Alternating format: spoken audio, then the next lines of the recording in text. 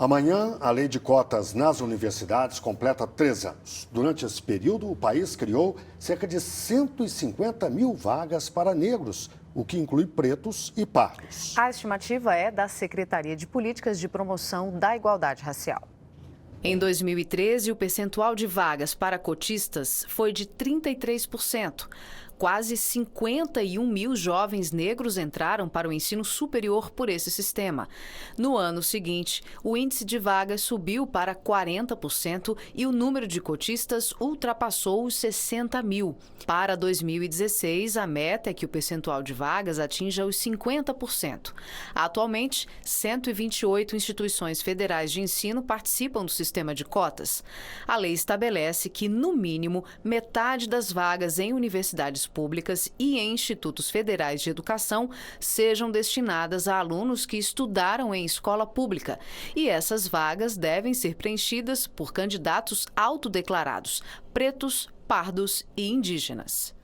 E o número exato de vagas criadas para pessoas pretas e pardas neste ano vai ser divulgado em 2016. E para discutir a lei de cotas, o Repórter Brasil convidou 2 pessoas, o Ronaldo Barros, que é secretário de Políticas de Ações Afirmativas da CEPI, que é a Secretaria de Políticas de Promoção da Igualdade Racial, e também o Fernando Benício, que é representante da Educafro, que é uma ONG, né, de educação para afrodescendentes. Queria agradecer a presença dos dois. Boa noite.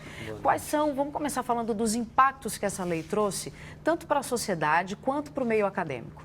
Olha, essa lei, ela propiciou uma maior democratização do ensino superior, permitindo que houvesse uma maior participação da população negra nas universidades brasileiras. Ela também melhorou a qualidade das universidades nesses últimos 3 anos. As pesquisas mostram que a universidade, além de melhorar a qualidade do conhecimento, ela também permitiu uma maior diversidade na universidade, ou seja, quanto mais diverso é um espaço, mais rico ele é. Por isso que se aumentou também a produção do conhecimento, além de provocar também saldos nos intercâmbios internacionais. Por exemplo, quase 30% do Ciências Sem Fronteiras são feitos por negros. Então, é a possibilidade de um filho de um pedreiro ir fazer um curso nos Estados Unidos, na Espanha, na Alemanha, na Itália. E isso realmente é uma revolução, considerando os últimos anos da educação superior no Brasil. Fernando, como é que você vê esses 3 anos da lei? Na verdade, a gente vê com bons olhos, primeiramente, até parabenizar o trabalho da CEPI em relação a esses 3 anos de cotas, só que ainda a gente tem vários problemas em relação a esse acesso, né? Parece que após a sanção da lei, ficou um pouco parado a situação da informação aonde chega. Por exemplo, nós temos as escolas do ensino médio que os professores não debatem com os alunos, falando, olha, vocês têm direito agora a concorrer pelas cotas, né? Você está falando que a divulgação ainda é pequena, é isso? É muito pequena. Não se entende o que seria a cota? Ela trouxe um debate também na questão do racismo, né? Além da política política pública afirmativa, a gente tem a preocupação que é a questão do racismo. Então, se você tem um diretor numa escola pública do ensino médio que ele tem uma visão racista, possivelmente ele não vai debater isso com os alunos, falando, quando vocês terminarem o ensino médio, vocês vão agora ingressar na universidade pelo sistema de cotas. Eles não debatem isso com os alunos. Então, você tem dados que comprovam essa sua afirmação? Olha, a Educafro, as organizações estão levando um documento para a CEPI a respeito do que pode ser trabalhado, porque na verdade é um conjunto, né? A gente tem essa comemoração realmente dos 3 anos, né, dessa lei das cotas, mas ao mesmo tempo a gente tem que desenvolver um trabalho mais macro. Por exemplo, a gente tem agora nas graduações, os alunos estão entrando, mas e a pós-graduação e o mestrado, como é que fica? Nós temos a Universidade aqui de Goiânia, que é uma universidade de referência, que ela começou com um trabalho também de pós-graduação para cotistas, né? E ao mesmo tempo a gente tem a preocupação assim, quando a gente fala em cotas, soa como uma questão negativa, e não é. A gente quer mostrar para a sociedade que não é uma situação negativa, muito pelo contrário. As cotas também as cotas para negro trouxe um debate na sociedade e colocou também os alunos pobres brancos, que são as cotas sociais. Então isso a sociedade não está discutindo, ela está trazendo cotas como uma coisa negativa para o negro. Muitas informações, vamos tentar falar um pouquinho de cada. Primeiro, lembrar que essa cota é 50% para pessoas que vêm de escolas públicas. Perfeito. E uma parte delas é preenchida por negros, pretos, pardos e também por indígenas, e uma outra parte parte também para brancos. Até uma coisa que a gente tem que lembrar, essa cota também traz a oportunidade de pessoas pobres e brancas entrarem na universidade, não é? Perfeito, perfeito. A metade das vagas podem ser ofertadas para estudantes de escola que cursaram o ensino médio, aqueles que necessitam declarar a renda per capita de um salário mínimo e meio, e também metade pode ser para aqueles que optam por não declarar, mas que tenham cursado o ensino médio. Por isso que é uma cota racial e social. É uma cota socio-racial. E a gente acaba destacando mais a cota como uma cota negra, por quê? Olha, porque pela primeira vez na história, você consegue, na história brasileira, você consegue ter esse elemento como um elemento central no acesso ao ensino superior. Nós costumamos dizer que as políticas de ação afirmativa, elas tendem a qualificar as políticas universais, porque as políticas universais, elas tratam iguais, desiguais como iguais, então ela acaba produzindo uma exclusão.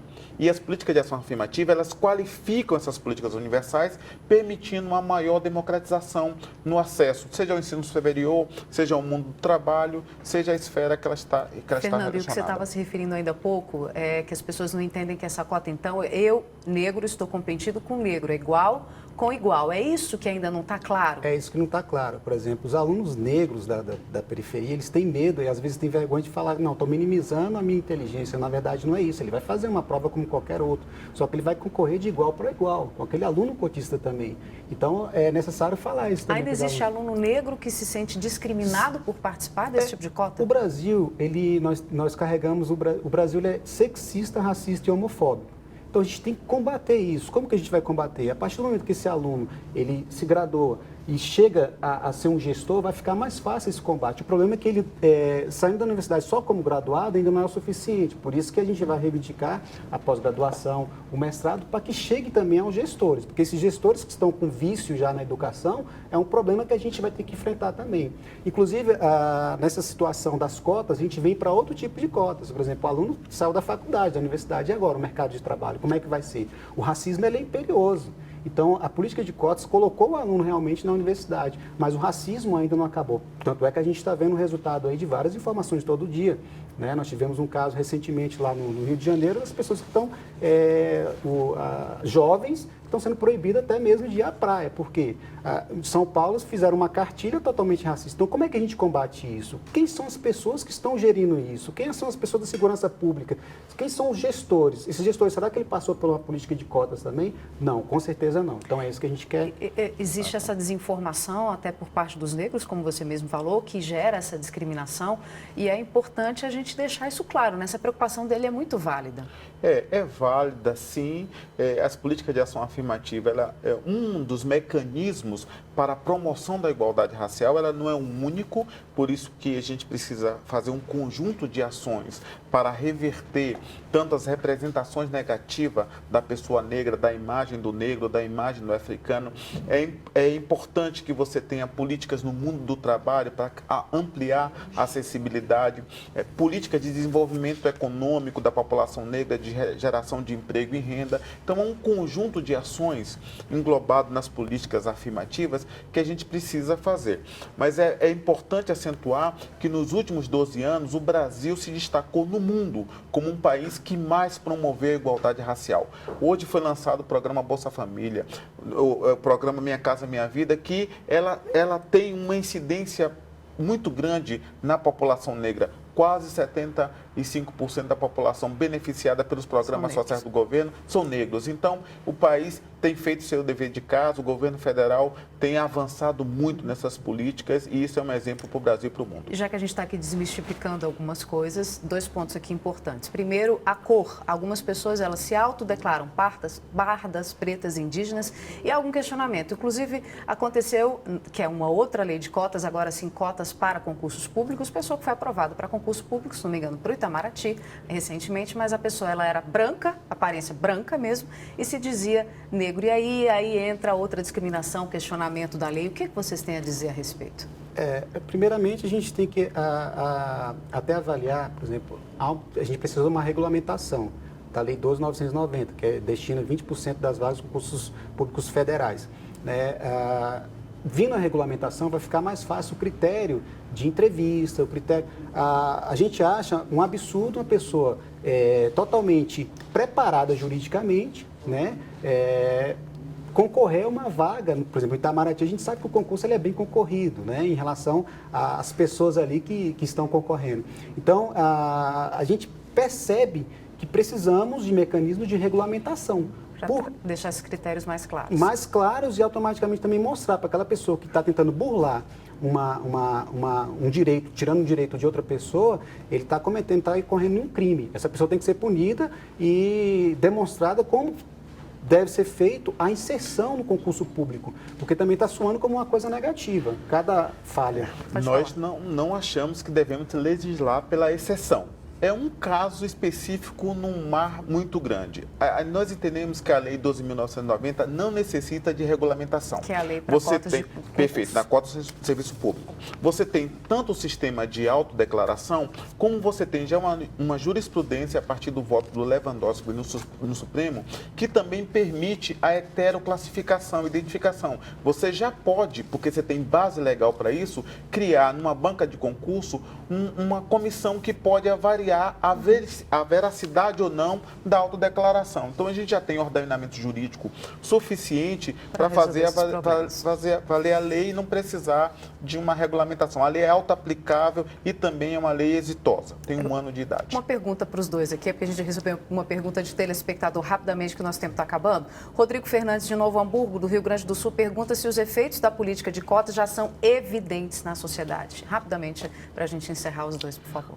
Sim, se você observar, por exemplo, o aumento dos negros na classe média é um elemento, a própria presença do negro na universidade. Nós tivemos um aumento de 233%. Nós éramos 3% há 10 anos atrás, hoje nós somos 26%. Então, são dados evidentes. Tem dado aqui também sociedade. que antes eram 2% de negros na universidade, entre as primeiras. Perfeito, de cota. Agora a perfeito. gente está em 26%. Também Pois é um dado positivo. Então, um dado que mostra que houve um efeito concreto. Isso, né? mas há muito ainda que ser feito, né? A gente precisa dessa questão da divulgação da própria CEPI. Nós temos o Estatuto da Igualdade Racial, que muitos gestores ainda desconhecem que existe um Estatuto da Igualdade Racial, mas a gente houve uma evolução, sim. A nossa preocupação maior também é justamente, quando você tocou no assunto aí, só para finalizar, sobre a questão da indústria do concurso. Por isso que a gente fala da regulamentação. A gente sabe que o concurso público é uma indústria muito forte, envolve muito dinheiro, e quanto mais deixar separada a população negra, mais fácil vai ser para quem está comandando essa... E só para deixar uma resposta aqui rapidamente, eu já sei que o MEC está em discussão, acho que com a CEPI, para fazer uma ampliação e trazer cotas também para pós-graduação, mas isso é uma coisa que ainda vai ser regulamentada, está em discussão, só para deixar aqui a informação com vocês. Olha, deixa eu agradecer aqui a presença de Ronaldo Barros, que é secretário de Políticas de Ações Afirmativas da CEPI, e também o Fernando Benício, do Educafro. Conversa muito boa e a gente retoma assim que possível, trazendo novidades, que esse assunto é muito importante. Muito obrigada e boa noite. Obrigado, boa noite.